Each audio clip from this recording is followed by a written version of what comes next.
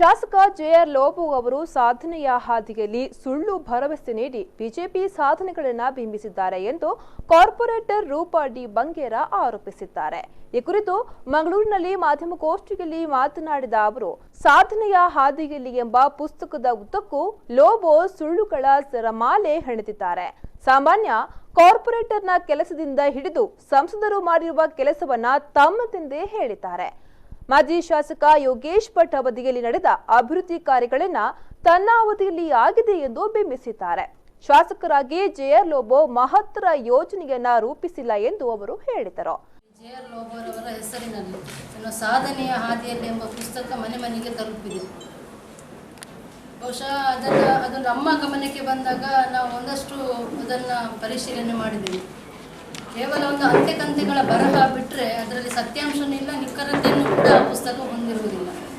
ಕೇವಲ ಬಿಜೆಪಿಯ ಅವಧಿಯಲ್ಲಿ ಏನು ಅನುದಾನ ಬಿಡುಗಡೆಯಾಗಿತ್ತು ಆ ಅನುದಾನವನ್ನು ಉಪಯೋಗಿಸಿಕೊಂಡು ನನ್ನದೇ ಸಾಧನೆ ಅಂತ ಆ ಪುಸ್ತಕದಲ್ಲಿ ಪ್ರತಿ ಪೇಜಿನಲ್ಲಿಯೂ ಕೂಡ ಅವರು ಬಿಂಬಿಸಿದ್ದಾರೆ.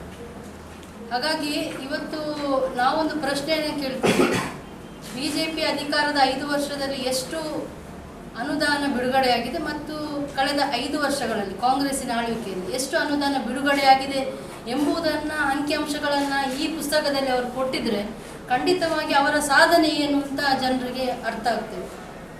ಹಾಗಾಗಿ ಈ ಸಂದರ್ಭದಲ್ಲಿ ನಾನು ಹೇಳಲೇಬೇಕಾಗ್ತದೆ, ನಮ್ಮ ಬಿಜೆಪಿ ಅವಧಿ ಇದ್ದಂಥ ಸಂದರ್ಭದಲ್ಲಿ ಮಾನ್ಯ ಯಡಿಯೂರಪ್ಪನ ನೇತೃತ್ವದ ಏನು ನಗರೋತ್ಥಾನ ಅನುದಾನ ಅದು 1ನೇ ಹಂತದ್ದಿರ್ಬೋದು, 2ನೇ ಹಂತದ್ದಿರ್ಬೋದು, ಒಟ್ಟು 100 ಕೋಟಿಯಾಗಿ 200 ಕೋಟಿ 2 ಬಾರಿ ಮಂಜೂರಾಗಿತ್ತು.